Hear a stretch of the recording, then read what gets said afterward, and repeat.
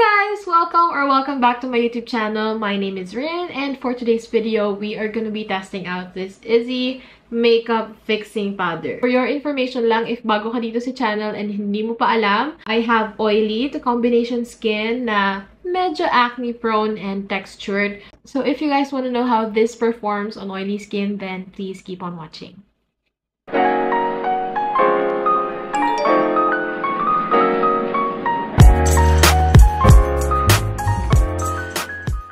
So a little info lang about this product. This is from Izzy. This is their makeup fixing powder. It retails for 549 pesos and this contains 6.5 grams of the product. According to sa packaging niya, this is made in PRC and yung period after opening niya is 12 months, which is for me personally medyo mahaba na yun kasi ako hindi naman ako tumatagal ng 12 months bago ko maubos yung isang powder product. So okay na yung 12 months. This is how the packaging looks like. Silver yung print niya sa harapan. New logo ng Izzy. Dito naman sa likod nakalagay yung shade niya, yung product name, yung period after opening, and iba pang necessary logo, and yung volume niya, yung content niya. Upon opening, ito yung itsura niya. May mirror dito. Ayan yung itsura ng packaging niya sa loob. This is plastic, by the way. It comes with a puff, and yung type ng puff niya is velvet type. Kung tinanggal mo yung puff, may separator for hygiene purposes, and ito yung product. Is it refillable? Unfortunately, wala ako nakikita ng maliit na butas. Yung pwede mong tusukin ng pin para matanggal mo yung product sa loob para mapalitan ng refill. So, I think hindi siya refillable. Okay, so now let's talk about the ingredients. Ilalagay ko dito sa screen yung complete list ng kanyang ingredients. Yan. Does it contain acrylates? Yes, meron ako nakikita sa ingredients, which is yung polymethyl methacrylate. Does it contain talc? Yes, may nakikita ako sa ingredients niya and top 3 siya. So if sensitive kayo sa talc, please reconsider and buy at your own risk.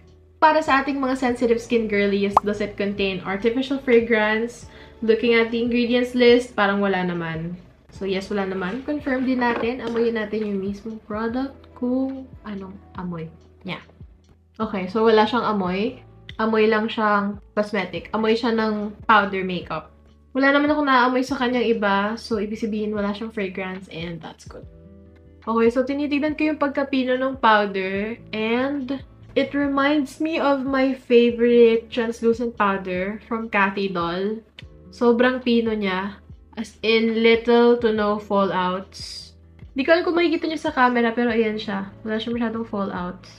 And ito yung itsura niya sa fingers ko. Medyo nakakatakot, no? Kasi yung itsura niya sa fingers, para siyang ang lala ng flashback, pero malalaman natin later, ito-testing natin kung may flashback pa siya or wala. Nalagay ko at the back of my hand. Is it fine or chunky? Personally, I can say na it's a fine type of powder. Wala talaga siyang chunk. In terms of blendability, ayan, nakikita niyo naman, blendable naman siya. And medyo nawawala naman siya sa skin. Yun lang dito sa part na to, parang meron pa, no, maputi-puti. Pero yun nga, ito-test natin siya sa face kasi iba naman yung performance sa hands and kapag sa face na ginamit. So, coverage, since this is a fixing powder and translucent pa siya for all skin tones, wala siyang coverage. Na-apply ko siya using a puff. And yung finish niya is, for me, demi-matte. Kasi yan o, may nakikita pa rin kayong glow kahit na powder siya. Ewan ko lang sa face kung ganyan din yung effect niya. So now that we're done with the basic information about this product, let's now proceed to the application. I'm done putting all of my cream products. Tapos na ako sa base ko and kulang na lang is setting spray for this side and powder for both sides. So as usual, ang gagawin ko is hindi ko lalagyan ng setting spray itong under eyes ko. Dito sa side na to, hindi natin lalagyan ng setting spray para makita natin yung longevity ng powder, kung talaga bang fixing siya, and kung maglalast ba yung concealer ko dito sa mga areas na to. Itong side yung lagi kong pinipili na wag lagyan ng anything para matest talaga yung product kasi mas madami akong blemishes dyan kumpara dito sa kabila na wala masyado. Sa side lang na to ako magsispray ng setting spray. So, yung side na may setting spray, ayan yung finish niya. Nabasa pa siya, so patuyuin lang natin. And ito naman yung side na walang setting spray. Anyway, ganyan yung process ko pag magsa-setting spray ako. Cream products muna. Pag tapos na ako sa lahat ng cream products, isa-setting spray ko na siya. And then, saka ko siya lalagyan ng powder na products. Powder, powder contour, basta anything na powder. Napansin ko kasi na mas maganda yung nagiging lapat ng makeup and mas maganda yung pag-wear off niya all throughout the day. Maganon yung ginagawa ko. Habang pinapatuyo pa rin natin, hinahayaan nating mag-set yung setting spray and yung cream products dyan sa side ng face na yan. Open na natin tong fixing powder. Tignan na natin dito kung ano yung magiging effect niya dito sa face. Unang-una ko nang isi-set yung under eyes ko.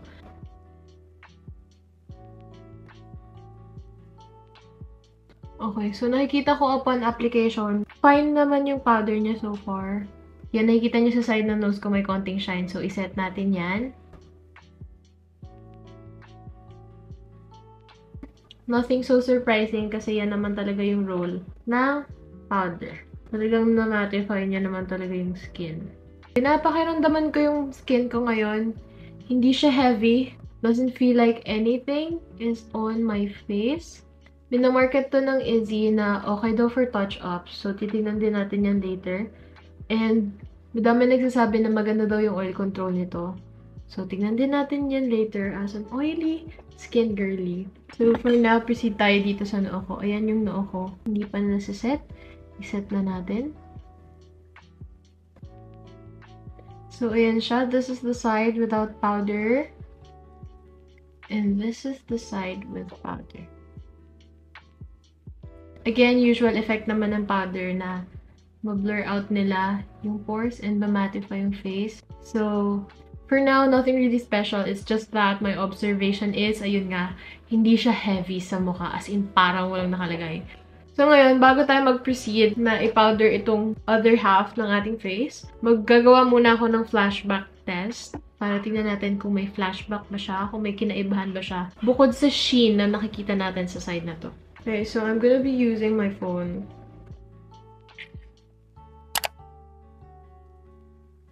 So there you go, we're done with the flashback test. And for me, personally, wala naman siyang flashback. As in, parang dito lang sa area na to, medyo na-brighten up pa nga niya. And it doesn't look bad, to be honest. So now, let's proceed dito sa side ng face ko na may setting spray. So, ayan yung finish niya kapag walang powder. And then, ito yung itsura niya kapag may powder. There you have it. This is the side with setting spray all powdered up. And this is the side without setting spray also all powdered up. Dito sa camera, sa na-observe ko, parang wala naman sila masyadong pinagkaiba. Dito sa mirrors, tinitingnan ko parang wala rin naman silang pinagkaiba. Pinaka magiging difference yan later is yung oil control and yung magiging longevity ng makeup dito sa magkabilang side ng face ko. The time now is 9:35 p.m. And this is how my skin and my makeup looks like. Tignan yung maigi yung coverage na meron para ma-compare natin later. Forehead and under eye.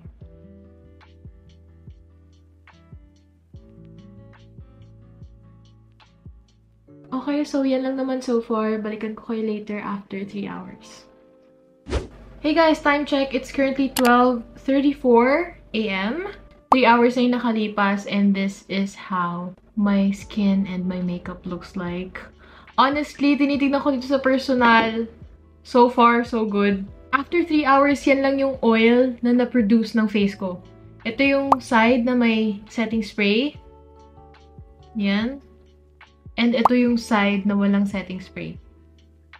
Dito sa nose area ko nag-oil up na kasi yan talaga yung pinaka-oily na part ng face ko. Pero the rest of my face, kung titignan mo lalo na dito sa personal, super okay pa siya. As in, parang naging natural finish lang siya. Natural looking na yung makeup sa face ko ngayon. Medyo pinawisan ako kanina kasi napakainit talaga. Tapos, pumunta kasi ako sa kusina, nag-prepare ako ng food ko. Ito kakain ako after kong mag-check-in. Pero yan, the usual routine, if nanonood kayo ng mga makeup reviews ko, for the first 3 hours, hindi ako mag-blot, hindi ako mag-retouch. As in, check-in lang talaga muna siya. Zoom in ko lang para makita nyo, this is how the makeup looks like on my face. So, ayan. Cakiness, actually, wala akong masyadong makita. Coverage ng concealer kanina dito sa side ng face ko na walang setting spray. Ganun pa rin, halos walang pinagbago, yun lang, medyo nag-oil up lang talaga ako dito sa nose area, which is not a bad thing. And ayan no, may pawis-pawis pa ako makikita nyo sa camera. Kasi again, 3 hours. Tapos ganito lang. Parang wala masyado nangyari. Sa noo ko, ganun pa din. Coverage nandyan pa din. Na-retain niya naman yung makeup. Dito sa may chin area ko, yes, ganun pa rin talaga. Halos walang pagbabago. Parang hindi gumalaw yung makeup ko sa loob ng 3 hours. Yun lang naman. I think that's it for the first check-in. Wala akong masabi. So far, oil control, super good. Mamaya after 3 hours ulit, a total of 6 hours.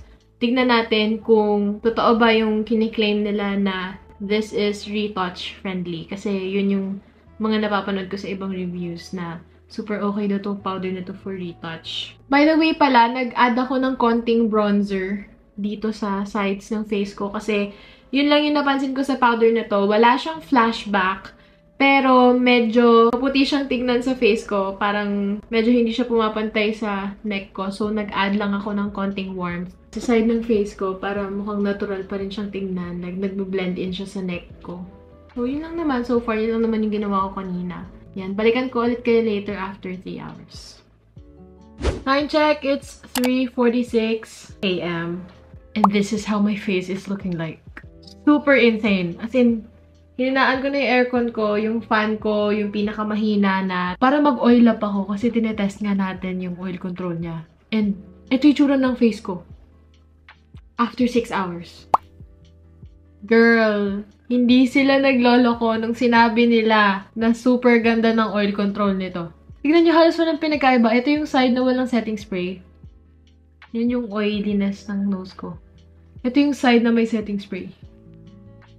Tignan nyo ba? And yung coverage ng makeup, even dito sa side na walang setting spray, still there. Cakiness. Wala masyado. Yung noo ko, ganun pa din. Sorry if may tumitila ako ng manok. Maganda kasi. Parang wala naman akong kailangan i-retouch dito. Tapos, isa pa sa pinaka-surprising, if napapanood yung mga previous na reviews ko, lahat yon nag-crease yung sa may under eyes ko. Kasi nag-settle yung product. Ito, halos wala. 6 hours ko nasuot yung makeup. Grabe. So, ito na, magbo-blot na tayo. Ito siya. Yan, clean siya. Tapos, titignan ko lang kung gano'ng kadaming oil yung makuha ko.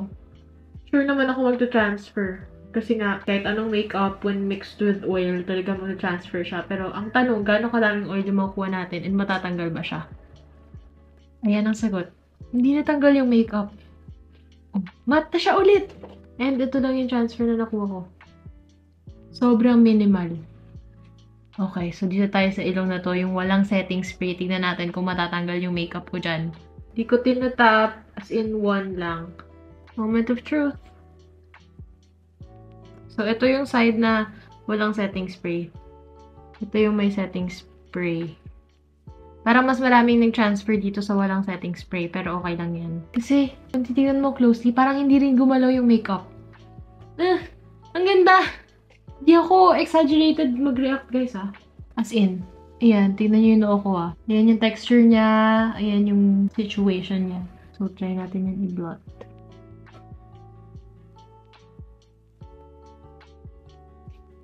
Parang wala talaga pinagkaiba. Matte na siya ulit. Tapos, ito lang yung naging transfer. Again, super minimal after 6 hours. Dito sa taas ng lids ko, usually nag-crease din yung makeup. Ayan, meron din naman siya.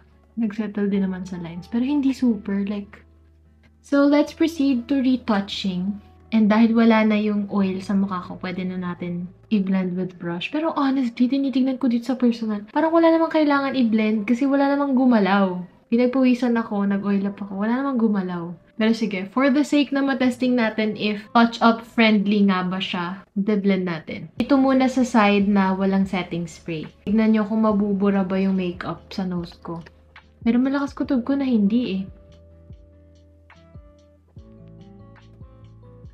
Ayan. So, binlend ko lang yung medyo nag-cake. Kita nyo, dito sa may gilid ng nose ko, yung may konting dry patches, wala naman nag-settle talaga.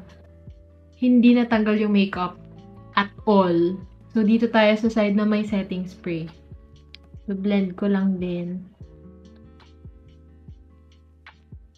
Medyo nag-peek through yung redness dito sa side na may setting spray. So, ayan siya. Yeah, medyo nag-peek through yung redness dito sa side na may setting spray. Dito, parang wala nangyari. Halos. Yung under eyes ko, hindi ko na siya i-retouch. Kasi, hindi naman nagsettle sa lines masyado eh. I mean, ako contenta na ako dyan. Parang nose ko lang talaga yung need ng blending. Kasi dyan lang naman masyado nag-oil up. Kunin ko na ulit tong powder. Tapos, mag-re-apply ako dito sa areas na binlend natin yung product. Girl! Parang bagong apply na ulit yung makeup. Ano ba yan? Oiliness who? Dito naman ulit sa side na may setting spray. Parang bago ulit talaga. Except dito sa nag-lift na part. Hindi ko napakita sa camera kanina pero binlot ko din tong chin area. And ganun din. Wala rin namang nag-move. Ganun pa rin siya. This is my face after 6 hours and after retouch. Nakita nyo naman yung performance. Feeling ko hindi ko na need i-explain. Zoom out ko lang kayo. Yan, zoom out ko na kayo para makita nyo yung itsura ng face ko. This is how it looks like. So far, gusto ko yung powder. Ito yung pinaka malakas na powder when it comes to oil control. So far, sa mga na-try ko ha. And totoo yung claim nila so far na touch-up friendly siya. Tingnan nyo naman. Anyway, balikan ko ulit kayo later after 3 hours. So, a total of 9 hours. Time check, it's 6:41 in the morning. Umaga na and all of a sudden, umulan dito sa amin. So, pasensya na po kung may maririnig kayong mga patak ng ulan. Anyway, this is how my makeup and my skin looks like after 9 hours of wearing the Izzy Makeup Fixing Powder. Again, this is the side with setting spray. Wait, diliman ko yung camera para mas makita nyo talaga. Ayan. This is the side with setting spray.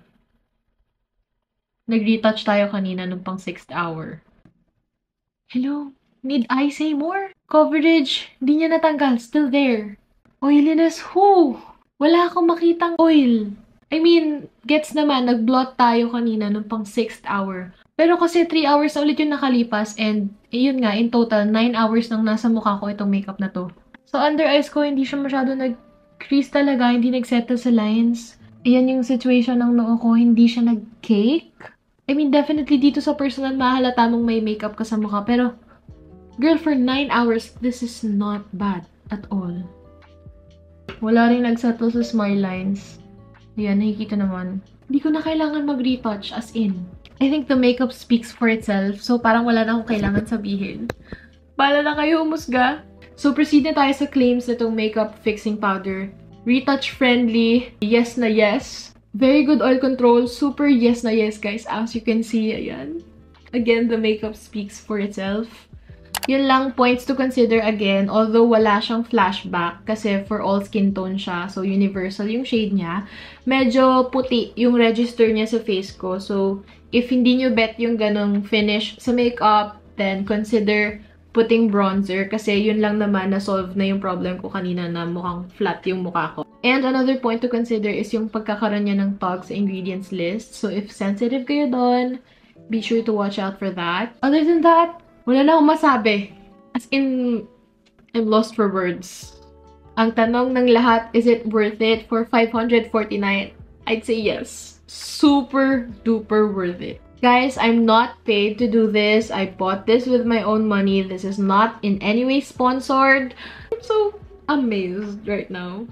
Amazed is an understatement. Kasi swear, ito talaga yung pinaka magandang oil controlling powder na na-try ko so far. So, maniwala kayo sa akin. Where to buy? Available to sa Shopee, although sold out siya ngayon. Mabibili din siya sa Lazada and sa TikTok Shop. Tapos, sa physical stores naman, merong Izzy Pods and Izzy Space. Punta na lang kayo sa Instagram account nila. Check nyo doon kung saan yung mga store locations nila para makita nyo. Feeling ko sa mga physical stores may stock pa nito. Though, ayun nga, online, sold out siya. Kasi hindi na ako magtataka, ganun pa siya kaganda. So, ayun lang naman for today's video. Sana nagustuhan nyo itong video review ko. And if meron kayong product requests na gusto nyo i-review ko, please just comment down below. And if hindi pa kayo nakasubscribe sa channel, mag-subscribe na kayo and click the notification bell beside it para ma-notify kayo every time mag-upload ako ng panibagong video. Yan lang guys. See you on my next one. Bye!